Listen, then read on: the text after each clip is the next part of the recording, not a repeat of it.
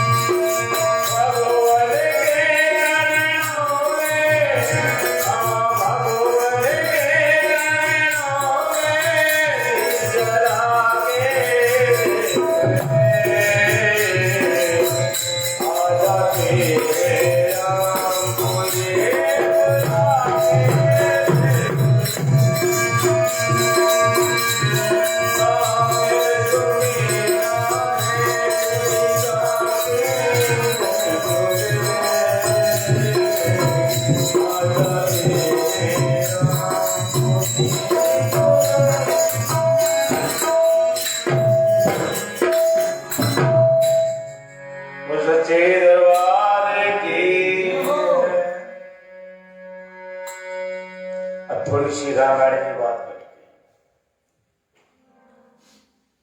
रामायण महाराज ने रखी हुई है। बाल कांड, अयोध्या कांड। बाल कांड में प्रभु श्री राम का अवतार यानी जन्म हुआ। अयोध्या कांड में बड़े हुए, घर में पालन पोषण हुआ और ताड़का भी वध किया था। उनका विवाह संस्कार हुआ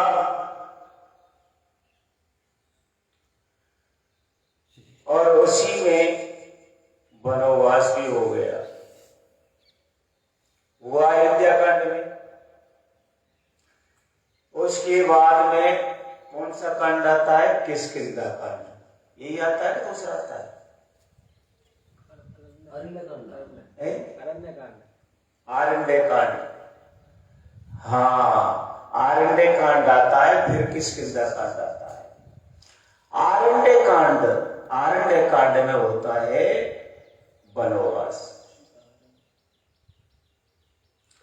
फिर मेरे थोड़े पैर में तकलीफ है, इसलिए कर देता हूँ। क्या करूँ, वो थोड़ा सा बैठने को मिल जाए तो न्यों कर लेता हूँ।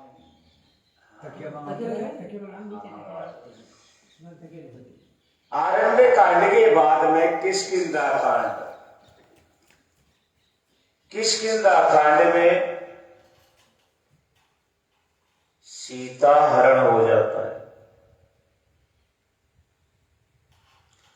जब रावण सीता को आकाश मार्ग से ले जा रहा था,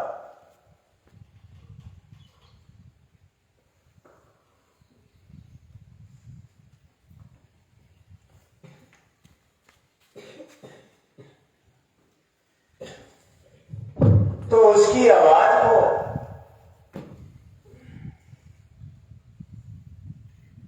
गीधराज जटायु ने सुना।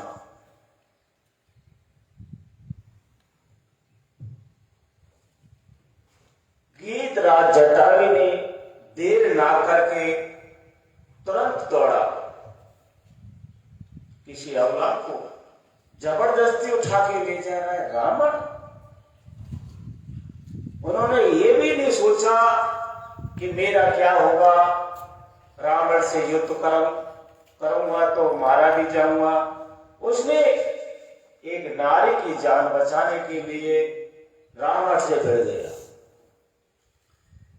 अब बात आती है यहां तक कि एक बार जटायु ने रावण को भी मूर्छित कर दिया लड़ने में, और उस रथ में से मूर्छित करके जटायु सीता माता को उतार लाया और दूर ले जाने लगा। उसके बाद में जब तक उसको होश और आ जाता है, रावण को होश आ जाता है, तो फिर मतलब दहाड़ करके उसे लड़ने लगा। सीता माता को ठाड़ी कर दिया कि मां आप ठाड़ी रहो, इसको मैं देखता हूं इस रावण को। इतना घोर युद्ध हुआ, लड़ते लड़ते उसके प्राण पकड़े। कुछ सांसें रह गई थी मगर पंख काट दिए और राम का भजन करने लगा, सीताराम सीताराम। इस बात के लिए उसको दुख नहीं हुआ कि मेरे प्राण जा रहे हैं, मगर एक बात के लिए दुख था कि जिसकी जान बचाने के लिए मैं दौड़ा था और उसको फिर ले गया, सीता माता को फिर ले गया। चल रोती बिलखती हुई रावण उसको रथ में बैठा करके ले जा रहा था। तो उसने नीचे की तरफ आगे चलते चलते क्या मिला, एक पर्वत मिला, और पर्वत मिला। उस पर्वत पे कुछ बानर भालू बैठे थे। स्वयं सुग्रीव जी सेना सहित उस पर्वत पर विराजमान थे।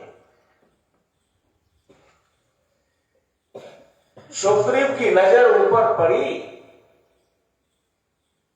देखा ये पुष्पक विमान तो रावण का है। अगला की आवाज भी सुनी।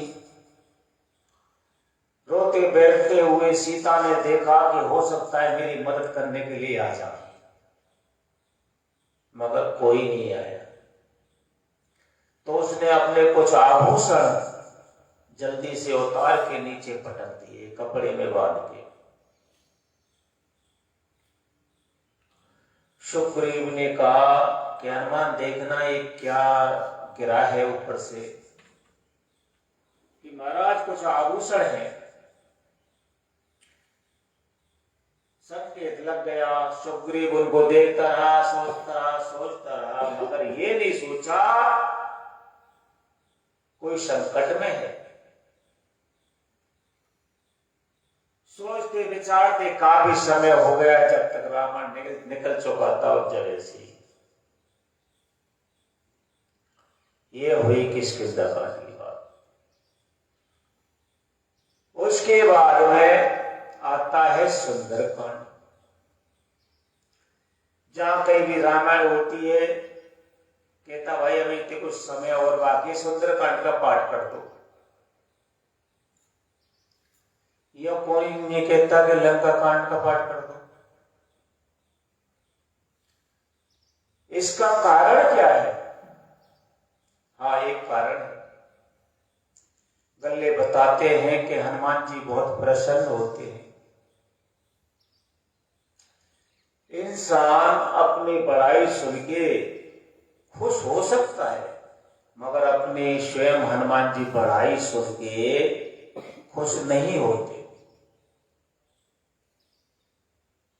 हनुमान जी को अपनी बड़ाई प्रसन्न अच्छी नहीं लगती, प्रशंसा। उसका कारण दूसरा है कि सुंदरकांड के पाठ को सुनने से माता अंजनी बहुत प्रसन्न होती है।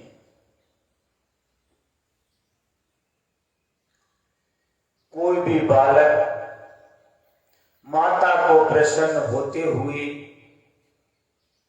जब मां हंसती है बड़े प्रेम से बोलती है तो बेटा भी खुश होता है, माँ को देख करके बेटा भी खुश होता है। यही सबसे बड़ी विशेषता है कि प्रशंसा तो है मगर अंजनी माँ की बहुत प्रसन्न होती है। तो हनुमान जी माता को देखते हैं तो वो भी माता को देख करके प्रसन्न हो जाते हैं। बोल सियावर रामचंद्र की जय।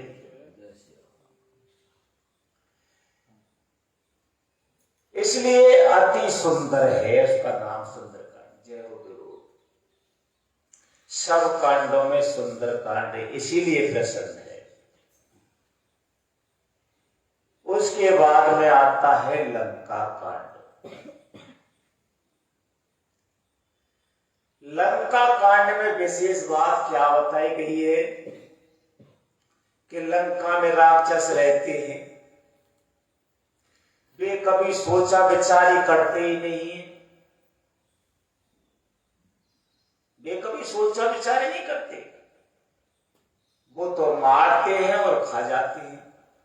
उन्हीं का नाम राक्षस है। वैसे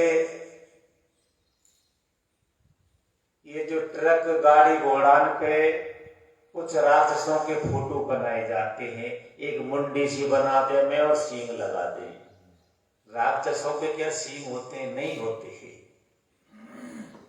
उनके कर्म आचरण वो राक्षस जैसे होते हैं। राक्षस कभी सोचा विचारी करते ही नहीं है। इंसान है, भक्त है, मनुष्य है, वो सोचा विचारी करता है।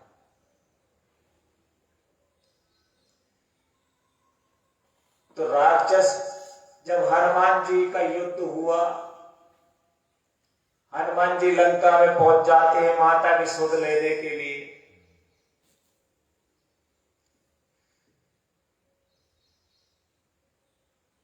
तो हनुमान जी को बहुत तो बताते हैं कि राम ने तीर भेजा था।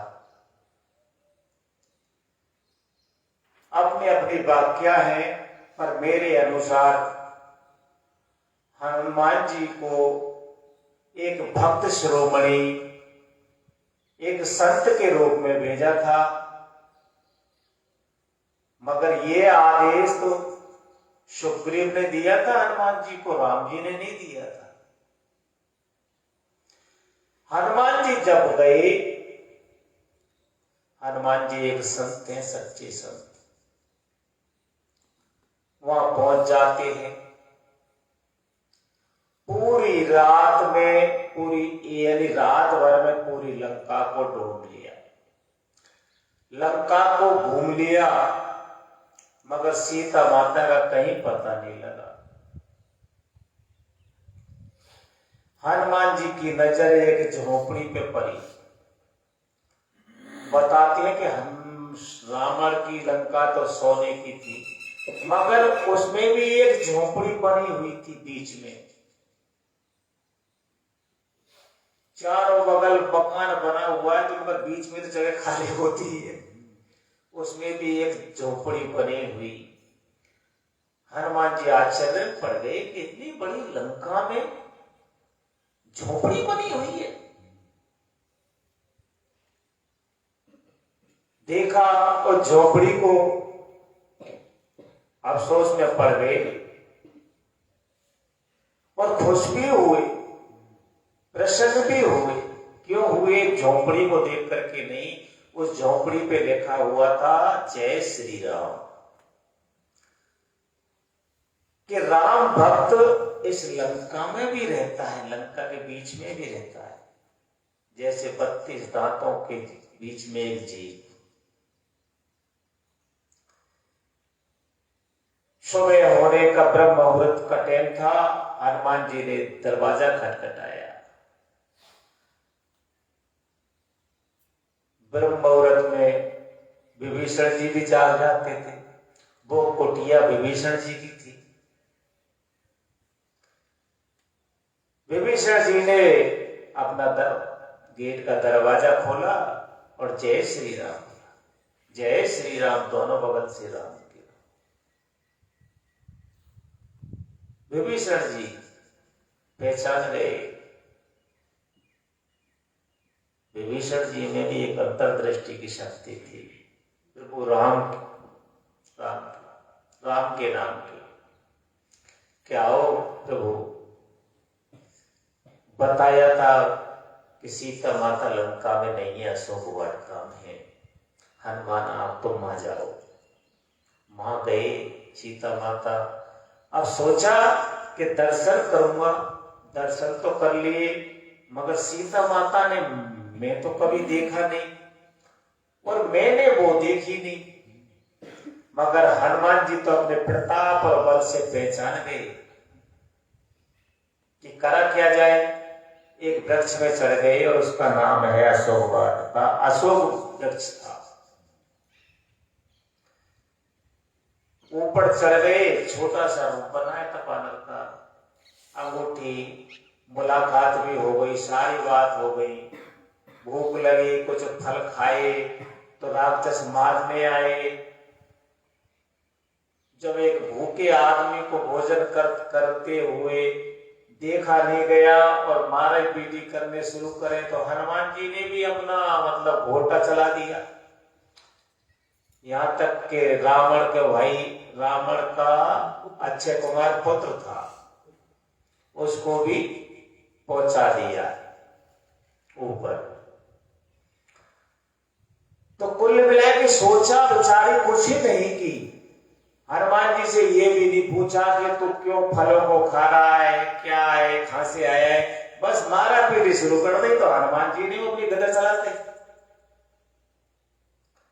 ठीक साहब, अब बात यहीं आती है, किष्किंधा में सुग्रीव जी सोचते रह गए, सोचा विचारी करते रह गए।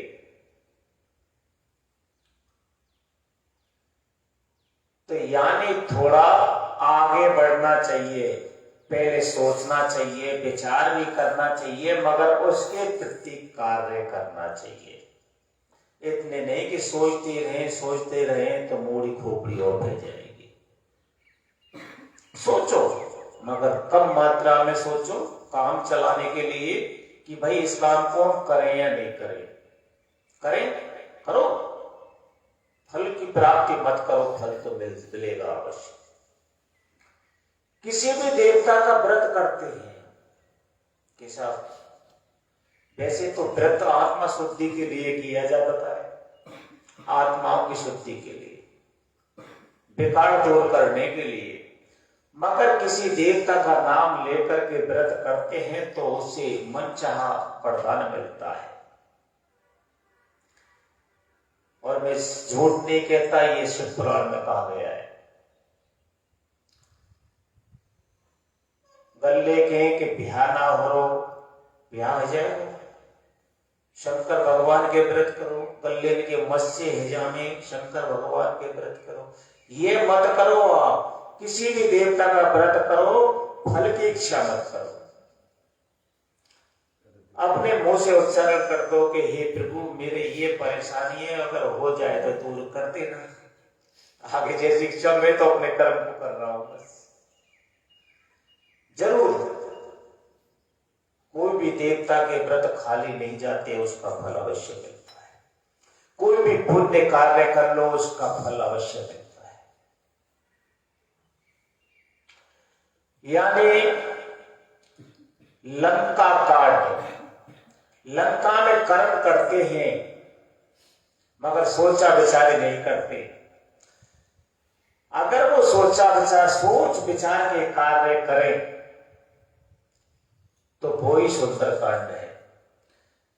लंका कांड से थोड़ा, यानी लंका कांड में जो शिक्षा दी जाती है, कर्म करना,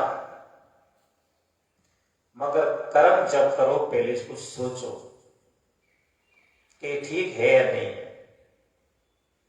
यानी थोड़ा पीछे आओ और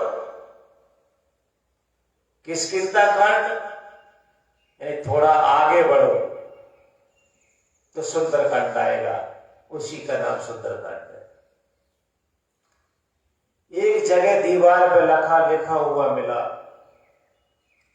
पढ़ लिया, सब दुनिया पढ़ लेती थी, बस कुछ नहीं, हमने भी पढ़ लिया। और वो लिख क्या रहा था कि जो जैसा सोचता है, जो जैसा सोचता है उसके प्रति वैसा कार्य करता है, कर्म करता है, तो वो वैसा ही बन जाता है। आप भी मनन करो। किसी ने सोच लिया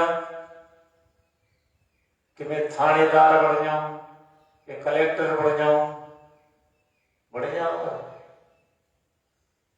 भाई हमारे कहने के अनुसार और लिखने के अनुसार सोचिए कि आपका विचार क्या कहता है। कि जो आदमी जैसा सोचता है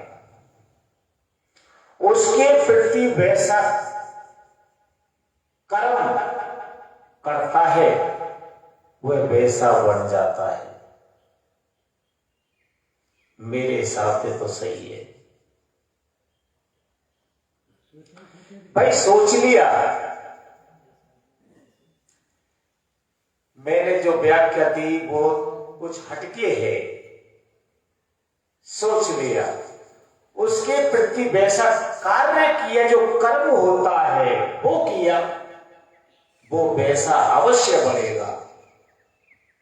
अब रही नौकरी बात, हाँ जी, जिसको जो नौकरी प्राप्त करनी है उसके प्रति उस तरह की पढ़ाई भी तो करनी है ना, पढ़ाई। उसके प्रति उसकी पढ़ाई करो, परीक्षा में सफल हो तो वो नौकरी अवश्य मिलेगी, मगर समय के अनुकूल। समय निकलने पर कुछ नहीं बनता है, इसकी भी सीमा है। कहते हैं कि 100 उम्र ज्यादा हो गई तो अब तो क्या बढ़ता है। गले बच्चा के भेजे तो बच्चा समझे पढ़ाई है आफत, हम स्वयं समझे कि पढ़ाई बड़ी आफत है। हमारे घर के हमने यूं कहे कि पढ़ भी ना जाए तो चल भैंसे ले जा, कि हाँ भैंसे ले जाएंगे। मगर एक शिक्षा देनी चाहिए कि पढ़ने से होता क्या है, पढ़ाई से होता क्या है। पढ़ाई से सब कुछ होता है। जहां तुम्हारी मंजिल जाती है वहां तुमको पढ़ाई लेकर के जाएगी, पढ़ाई लेके जाएगी। ये आधार हो गया, आधार।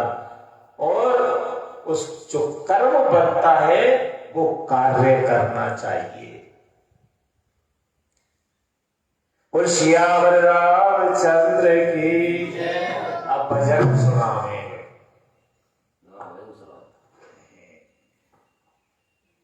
हेलो।